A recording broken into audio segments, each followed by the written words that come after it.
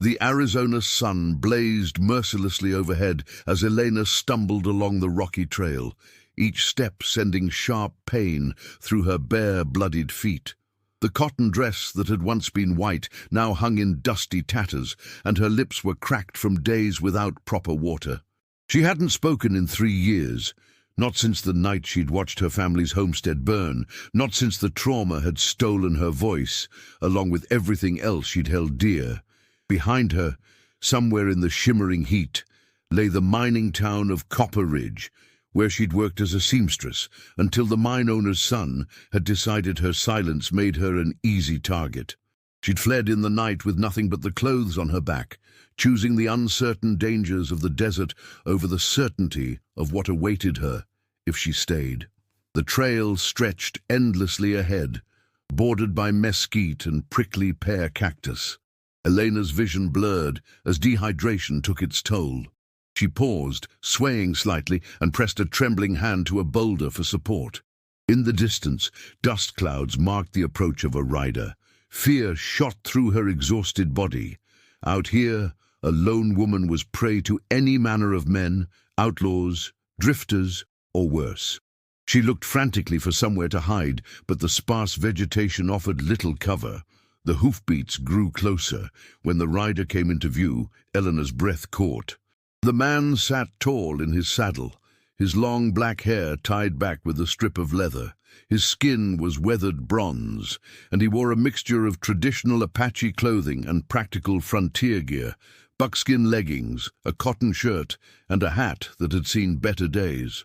Most striking were his eyes, dark and intelligent, scanning the landscape with the practiced awareness of someone who belonged to this harsh land. This was Nalnish, though Eleanor didn't know his name yet. He was returning from a trading mission to Tucson, his saddlebags filled with supplies for his small band that lived in the foothills of the Dragoon Mountains. At 28, he'd learned to navigate both worlds, the traditional ways of his people and the changing reality of the territory.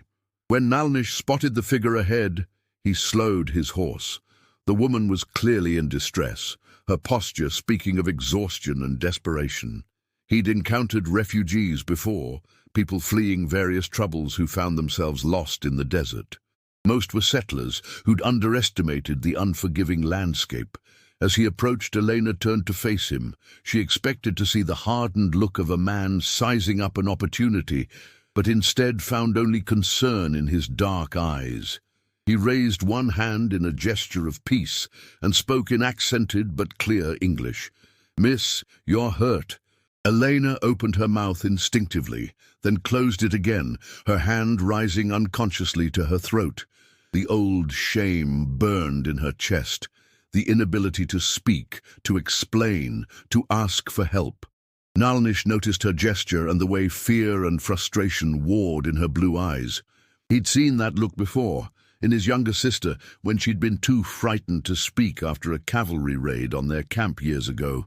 Recognition flickered across his features, not of Elena herself, but of someone carrying a wound deeper than the physical ones he could see.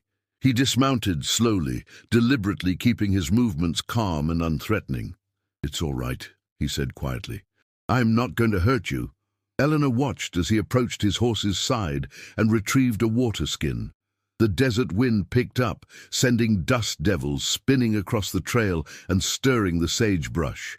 The man, this Apache stranger, held out the water with a simple gesture that asked nothing in return. She hesitated for a moment, pride warring with desperate thirst. But when she saw only patience in his expression, she reached out with shaking hands and accepted the offering. The water was warm but clean, and she drank gratefully while trying not to appear too eager. "My name is Nalnish," he said, giving her time to drink. "There's a settlement about 15 miles ahead, but—" He glanced at her bare feet, then back to her face. "You won't make it walking. Not in this heat." Elena lowered the water skin and met his eyes. She wanted to thank him, to explain that she wasn't helpless, that she had somewhere to go, but the words remained locked inside her. Instead, she managed a small nod of acknowledgement. Nalnish studied her for a moment, reading the story written in her appearance, the quality of her dress beneath the damage, the calluses on her hands that spoke of honest work, the way she held herself despite her circumstances. This wasn't a woman who'd chosen this path lightly. "I can take you to the settlement," he offered. Or, he paused, choosing his words carefully. "My grandmother always said that sometimes the spirits send us people who need healing, and people who need to learn how to heal." She was a wise woman. The mention of healing made Elena's hand rise again to her throat. Could he somehow sense her affliction? The way he spoke, patient and without judgment, stirred something in her chest, a flicker of hope she'd thought long dead. A hawk circled overhead, its cry echoing across the desert. Nalnish looked up at it, then back to Elena. "The choice is yours," he said simply, "but you shouldn't be alone out here." Elena looked at this stranger, who'd shown her more kindness in 5 minutes than she'd received in months. The practical part of her mind catalogued the risks. He was a man. He was Apache. She was defenseless. But something deeper, some instinct she'd learned to trust during her years of silence, told her that he posed no threat. She nodded once, decisively. Nalnish smiled, a quiet expression that transformed his weathered features. "All right, then." He moved to his horse's side and held out his hand. "Can you manage to get up behind me?" Elena approached the horse, a sturdy paint mare with intelligent eyes. The animal stood perfectly still as Nalnish helped her up, his touch respectful and careful. She settled behind him, her torn dress modest despite their proximity. As they began to ride, Elena felt an unfamiliar sense of safety. For the first time in years, someone had looked at her and seen not a victim or an oddity, but simply a person in need of help. The desert wind whipped past them as they headed not toward the distant settlement, but toward the mountains, where Nalnish's people made their home. "It's about a 3-hour ride," he said over his shoulder. "Rest if you need to. My horse is strong." Elena closed her eyes, and for the first time in memory allowed herself to simply be carried. The rhythmic motion of the horse, the steady presence of the man before her, and the vast sky overhead combined to create a moment of peace she hadn't experienced since her world had fallen apart. Behind them, the trail stretched back toward everything she was leaving behind. Ahead lay uncertainty, but for the first time it felt like possibility rather than merely survival. The settlement in the foothills appeared gradually as they rode higher, not the imposing structures Elena expected, but a carefully chosen cluster of traditional dwellings and more recent additions that spoke of a people adapting while holding on to their identity. Ramadas with brush roofs provided shade, while several small adobe buildings showed the influence of Mexican and American architectural styles. Gardens flourished in protected spots, and Elena could see the careful management of precious water resources throughout the settlement. As they approached, several people emerged from their daily tasks. Elena tensed slightly behind Nalnish, suddenly aware that she was a white woman entering an Apache camp, something that might not be received well given the turbulent history between their peoples. But Nalnish seemed untroubled. "My grandmother lives there," he said, pointing to a well-maintained dwelling that combined traditional materials with more modern conveniences. She was a medicine woman before arthritis claimed her hands. Now she mostly tends garden and dispenses wisdom to anyone willing to listen. An elderly woman appeared in the doorway of the dwelling he'd indicated. Even at a distance, Elena could see the sharpness in her dark eyes and the dignity in her bearing.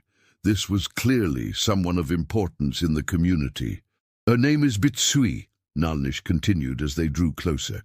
"It means her grandmother in our language, but everyone calls her grandmother whether they're related or not." They dismounted near the dwelling, and Elena found herself face to face with the elderly woman. Bitsui was shorter than Elena, but radiated an authority that had nothing to do with physical stature. Her grey hair was braided with small silver ornaments, and her clothing was a mixture of traditional Apache dress and practical frontier garments. The old woman's eyes moved between Nalnish and Elena, taking in details with the keen observation of someone who'd spent decades reading people and situations. When her gaze settled on Elena's bare feet and then rose to meet her eyes, Elena saw not judgment, but assessment. Bitsui spoke in Apache to her grandson, her tone questioning but not hostile. Nalnish responded in the same language, his voice respectful. Elena caught the cadence of explanation. He was telling his grandmother how he'd found her. "She wants to know if you're hurt beyond what she can see," Nalnish translated, "and whether you have somewhere you need to be." Elena shook her head to the second question and touched her throat for the first, trying to indicate her inability to speak. Bitsui's expression shifted slightly, not to pity but to understanding. The elderly woman approached Elena and, with a gentle gesture, indicated that she should sit on a low bench outside the dwelling. Elena complied, and Bitsui knelt to examine her feet. Her hands were weathered, but gentle, as she assessed the damage. "She says you've walked too far on stones that don't know mercy," Nalnish translated, "but the cuts are clean and will heal if cared for properly." Bitsui spoke again, this time directing her words to Elena despite the language barrier.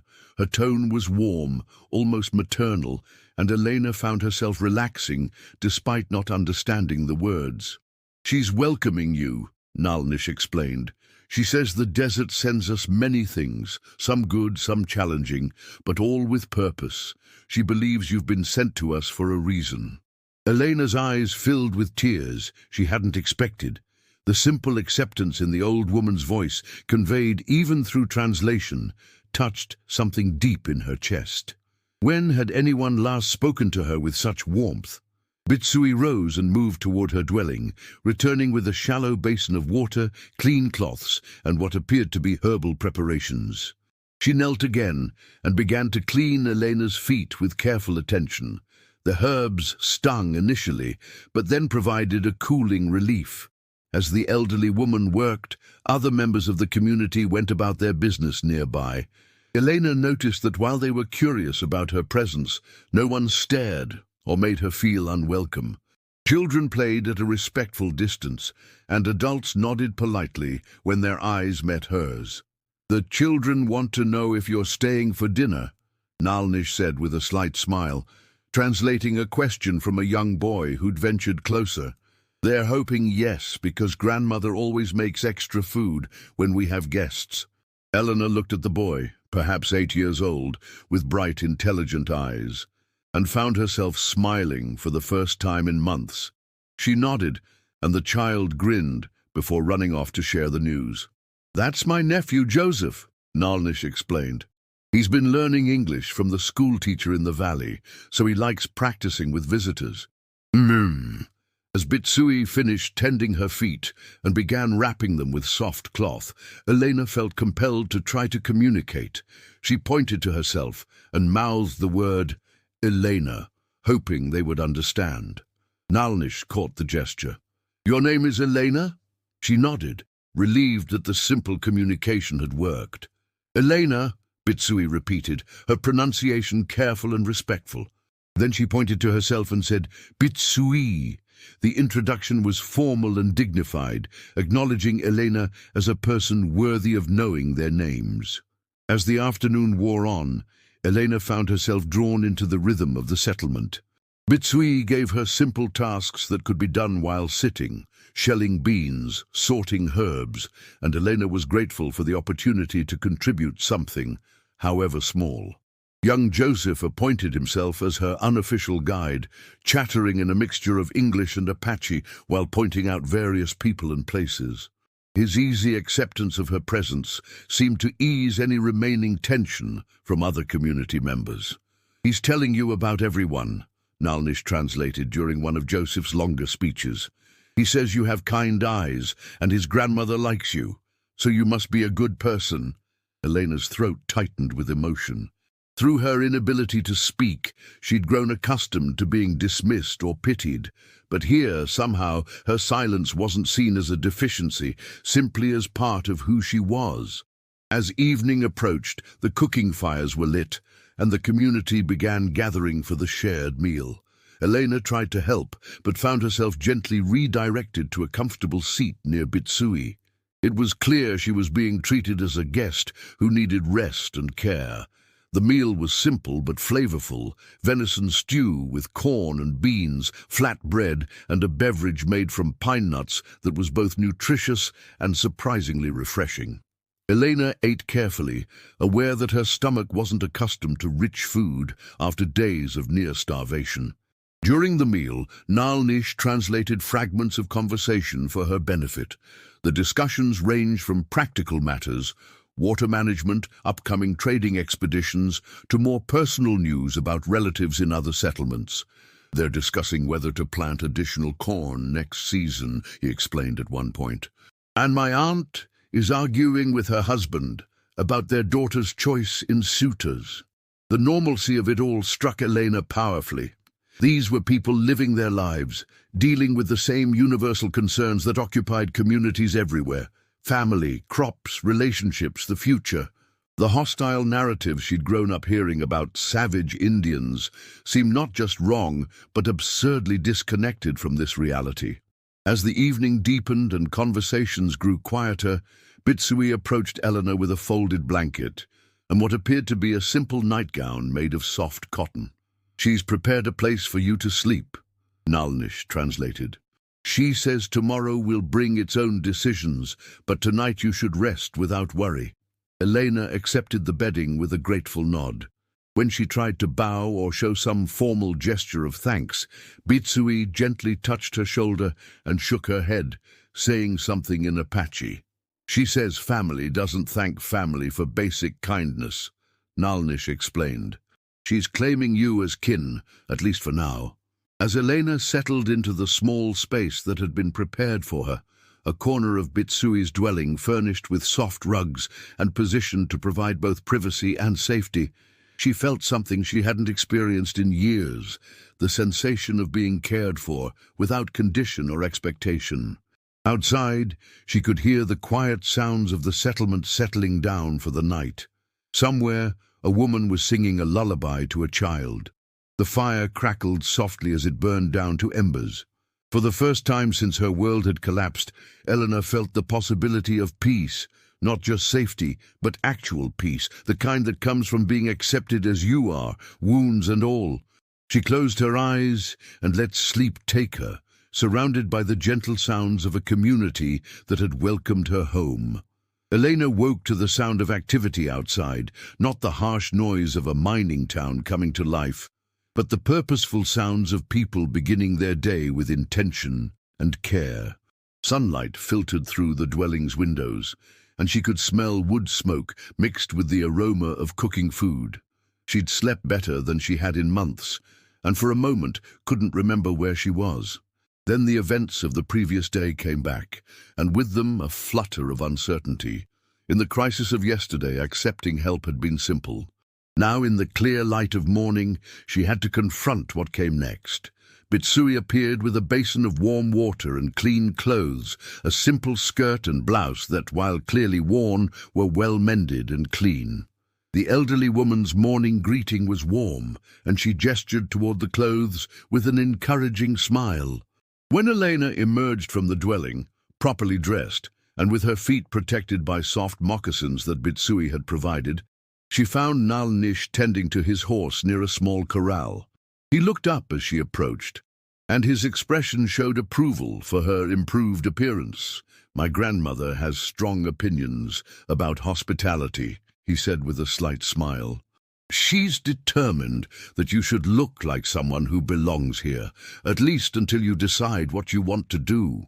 Elena nodded her understanding, then gestured toward his horse and raised her eyebrows questioningly. She'd learned to communicate basic concepts through gesture and expression during her years of silence. "You're wondering if I'm leaving," he interpreted. She nodded. "Not today. I usually stay a few days when I return from trading. There are always repairs to make, family to visit." He paused. "And my grandmother has assigned me to help with your education." Elena tilted her head, confused. "She believes you need to learn some basic skills for living here," he explained. How to identify which plants are useful, where to find water, how to avoid the creatures that can hurt you. She says, if you're going to be part of this place, you need to understand it. The casual assumption that she might stay was both terrifying and thrilling. Elena had been drifting for so long that the idea of belonging somewhere seemed impossible. Yet Bitsui's matter-of-fact planning suggested that belonging might be simpler than she'd imagined, a matter of learning and contributing rather than earning acceptance. Joseph appeared at Elena's side, chattering in English. Grandmother says you can help with the garden today if you want. She grows the best medicines in 3 settlements, and she needs someone with gentle hands to help with the delicate plants. Elena looked toward where Bitsui was working among carefully tended rows of plants.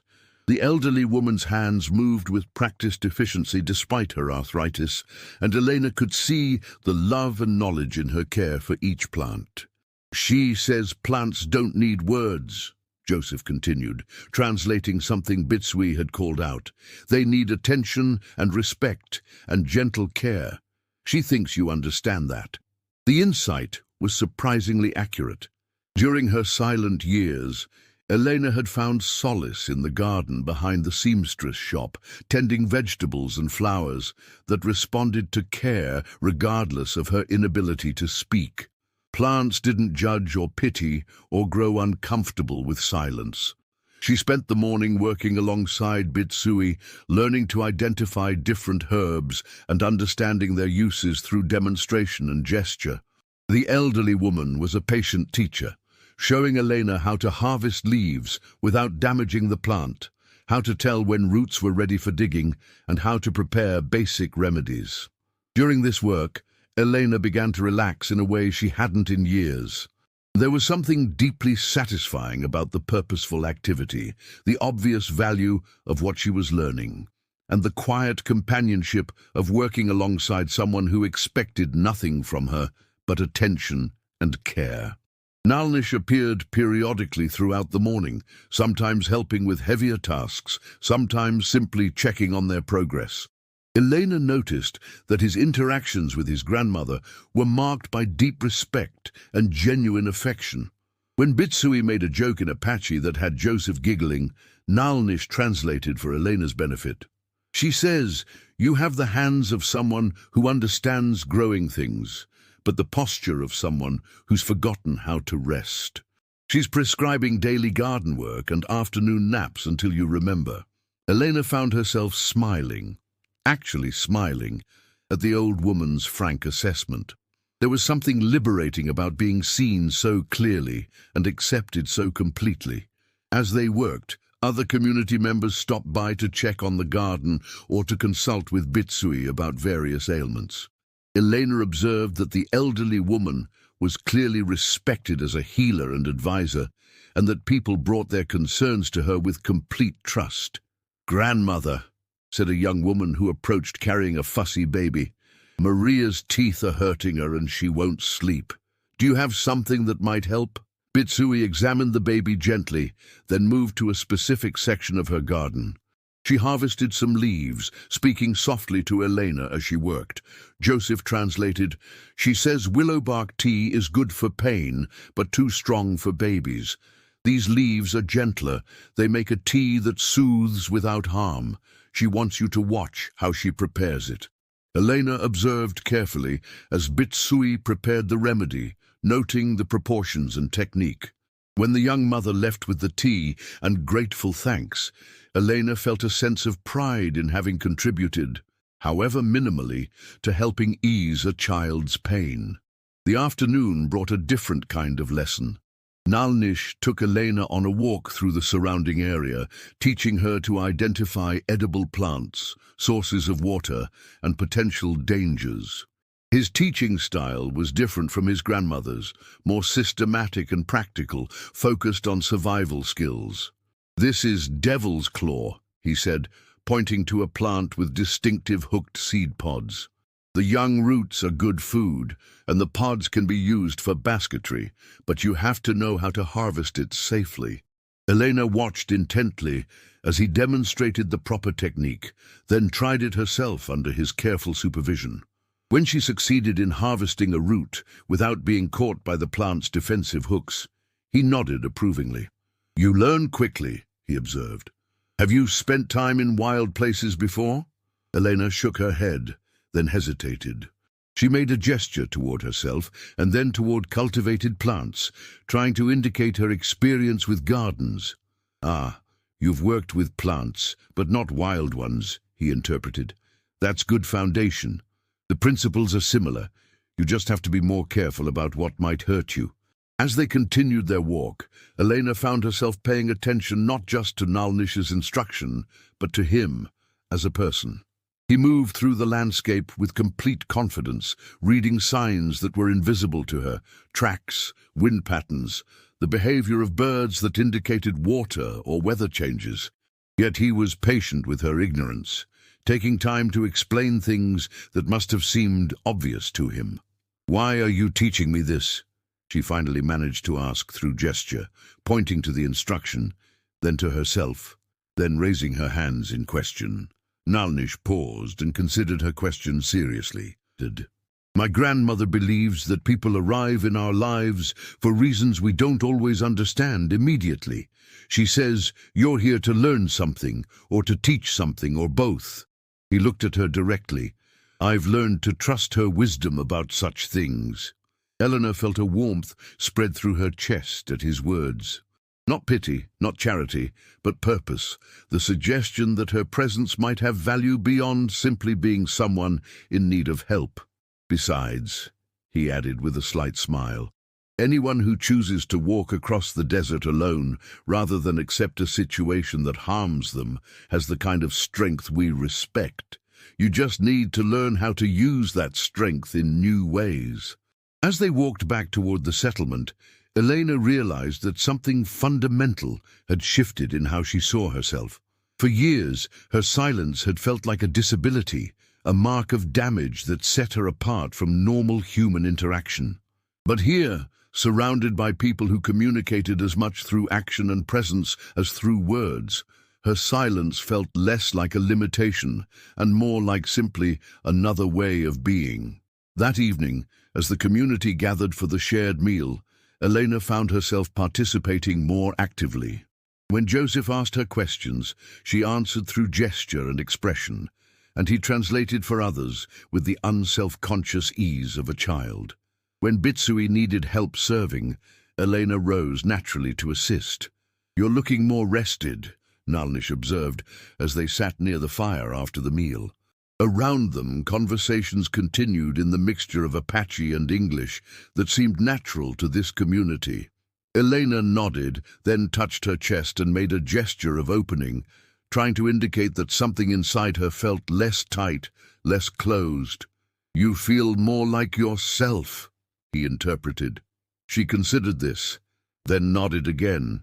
Not like her old self, that Elena was gone, along with the voice that had been stolen from her, but like a new self that was emerging from the ashes of the old, shaped by acceptance and purpose rather than trauma and isolation. As the evening wound down and people began moving toward their homes, Bitsui approached Elena with another bundle, more clothing and what appeared to be materials for various crafts. "She says if you're going to stay, you'll need more than one set of clothes," Joseph translated, "and she wants to teach you beadwork and basketry. She says your hands are too skilled to stay idle." Elena accepted the bundle with deep gratitude, understanding that this was more than simple generosity. Bitsui was investing in her future, suggesting permanence, offering her a place in the productive life of the community.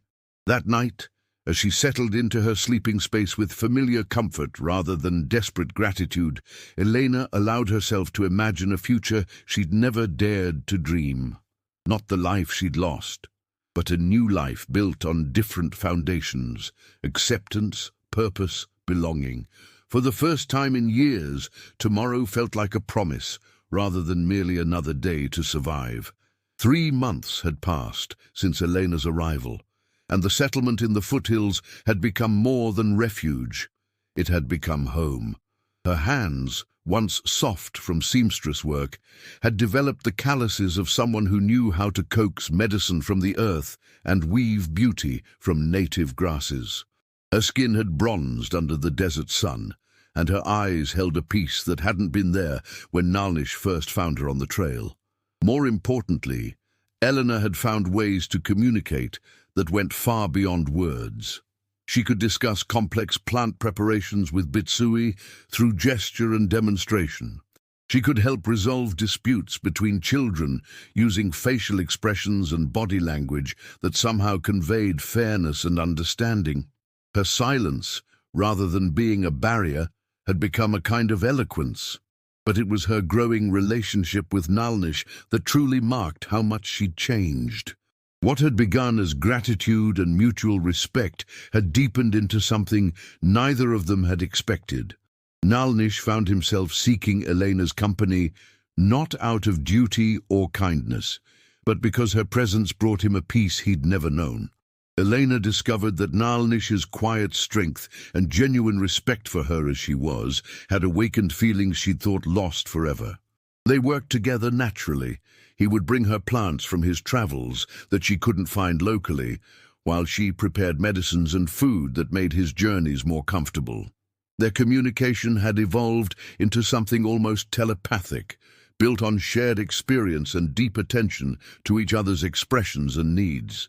The crisis that would test everything they'd built together came on a blazing hot afternoon in late summer. A group of territorial officials arrived at the settlement, 3 men on horseback, armed and carrying the authority of the United States government. Elena was working in Bitsui's garden when the commotion began. She looked up to see Nalnish and several other men moving to intercept the visitors, their posture alert but not hostile. These were people who'd learned to navigate carefully between their traditional ways and the demands of an encroaching world. The lead official, a man named Bradley, with sun-weathered skin and cold grey eyes, dismounted and addressed Nalnish with the casual authority of someone accustomed to being obeyed. "We're looking for a white woman reported missing from Copper Ridge 3 months ago," Bradley announced. "Elena Morrison, young, blonde, about 25, last seen heading into Apache territory." Elena's blood turned to ice. The name Morrison belonged to the mine owner's family, specifically to Thomas Morrison, the man whose son had driven her from town. If they were using that name, it meant they were claiming ownership of her, treating her disappearance as theft of property. "We're authorized to conduct a search of this settlement," Bradley continued. "The woman may be held against her will, or she may have been taken for ransom. Either way, she needs to be returned to proper authorities." Elena watched from the garden as Nalnish's expression remained perfectly calm. "We welcome any travelers in need," he said carefully, "but we hold no one against their will, and we have no white women among us who wish to leave." It was technically true. Elena had never expressed any desire to leave, and her integration into the community had been entirely voluntary. But she could see the dangerous assumptions in Bradley's eyes. "That's not for you to determine," Bradley replied curtly. "We'll conduct our search now."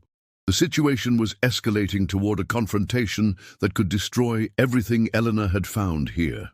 The territorial authorities had weapons and legal backing, while the Apache settlement had only the fragile protection of treaties that were frequently broken when convenient for white interests.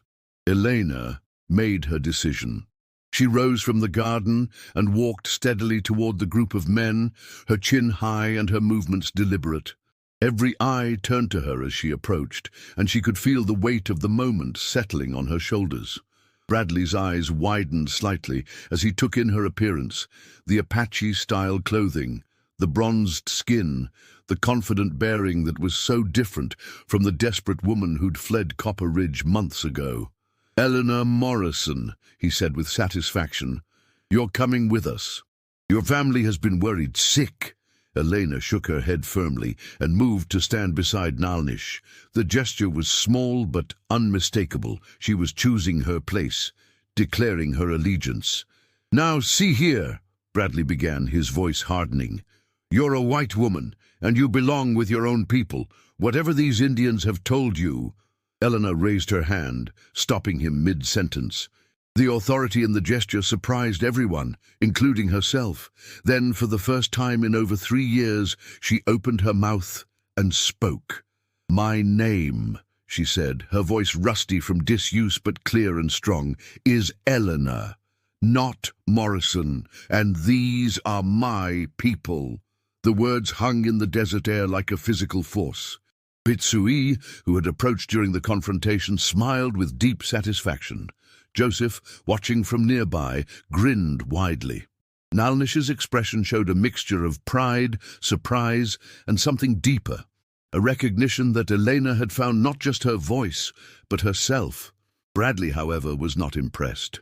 "Miss, you've obviously been through an ordeal that's affected your thinking. These people may have treated you well, but you can't seriously intend to live like a savage for the rest of your life." "Savage?" Elena's voice grew stronger with each word. "These people found me dying in the desert and gave me life. They taught me skills I never knew I had. They accepted me exactly as I was, without trying to change me or use me." She looked directly at Bradley. "What exactly makes their way of living savage compared to a town where a woman has to flee in the night to escape assault?" The accusation hung heavy in the air. Bradley's companions shifted uncomfortably, recognizing the reference to the situation that had driven Elena from Copper Ridge. "That's a serious allegation," Bradley said carefully. "If you have complaints about your treatment in Copper Ridge, those should be addressed through proper legal channels." Eleanor almost laughed. "Legal channels? For a woman with no voice, no family, and no money? Against the mine owner's son?" She shook her head. "I found better justice here, with people you call savage." Nalnish stepped slightly forward, his voice calm but firm. "The woman has made her choice freely. We have no authority to force anyone to stay, just as you have no authority to force anyone to leave." "We'll see about that," Bradley replied, but Elena could hear uncertainty creeping into his voice. The situation wasn't playing out as he'd expected. "You will see about that," Elena agreed, "because I'm not the helpless victim you were sent to rescue. I'm a woman who chose to build a new life with people who respect my choices." She paused, then added quietly, "And if you try to take me by force, you'll discover that these people also protect those they consider family." It wasn't a threat. Elena had no desire for violence, but it was a statement of fact. The settlement had accepted her as kin, and Nalnish's people didn't abandon family to hostile strangers. Bradley looked around at the faces surrounding him, men, women, and children who had moved closer during the confrontation, not threateningly, but with the unmistakable solidarity of a community protecting one of its own. "This isn't over," he said finally. "There are laws." "Yes," Elena interrupted. "There are laws, including laws that say a woman of legal age can choose where to live and with whom to associate." She met his eyes steadily. "I'm not a runaway child or an escaped convict. I'm a free woman making a free choice." The standoff continued for several long moments. Then Bradley remounted his horse with obvious frustration. "You're making a mistake," he told Elena. "When you realize it, don't expect civilized society to welcome you back." As the officials rode away, Elena felt a trembling in her legs that she hadn't noticed during the confrontation. The sound of her own voice still echoed strangely in her ears, not just the physical act of speaking, but the power she'd discovered in finally standing up for herself and the life she'd chosen. Nalnish moved to her side, his hand finding hers. "Your voice," he said quietly. It came back. Elena looked at him, this man who had lifted her from despair and helped her find not just safety, but purpose and belonging. "It never left," she said, marveling at how natural the words felt. "I just needed something worth speaking for." That evening, the settlement celebrated not just Elena's reclaimed voice, but her public declaration of belonging. The feast was larger than usual, with contributions from families throughout the community. Elena found herself at the center of attention in a way that felt completely different from the scrutiny she'd endured in her former life. As the sun set and the fires burned low, Elena and Nalnish walked together to a quiet spot overlooking the valley. The lights of distant settlements twinkled in the darkness, but here, surrounded by the people who had become her family, Elena felt no longing for those distant places. "Are you certain about your choice?" Nalnish asked. "Life here isn't easy, and there will be more challenges like today." Elena considered the question seriously.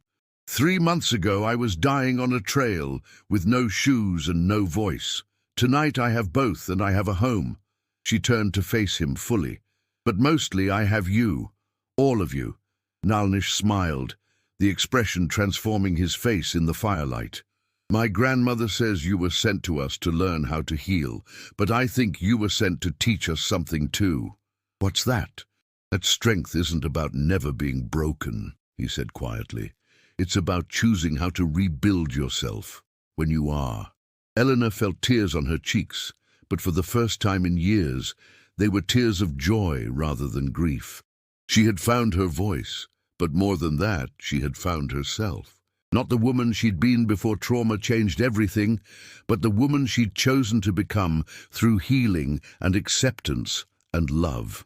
As they walked back toward the settlement, hand in hand under the vast desert stars, Elena knew that tomorrow would bring its own challenges.